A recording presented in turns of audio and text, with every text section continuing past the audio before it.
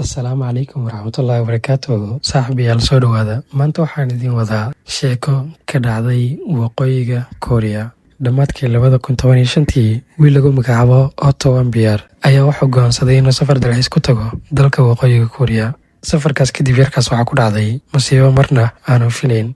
Safar ka mid ah safaradiisii ugu xiisaha badnaa, isagoo ku sugan garoon ka mid ah garoomadii waddankaas, ayaa lagala soo dhex baxay gruubkii oo la socday. Waxaana lagu eedeeyay inuu xaday sawirro ka mid ah hantida dalka oo ku dheganaa hoteelkii uu deganaa. Oro markii la geeyey maxkamaddii waxaa lagu xukumay 15 sano oo xabsi adag ah. Intii uu xirnaa, Oro waxaa ku dhacay xanuun nafsaani ah, xanuun maskaxeed oo ku sababay inuu galo xaalad kooma ah.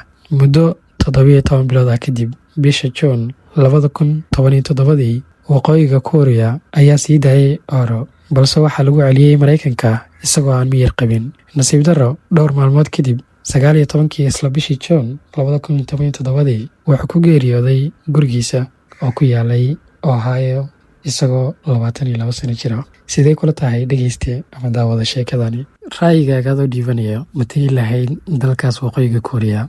Weliba si dalxiis ahaan ma tegi lahayd?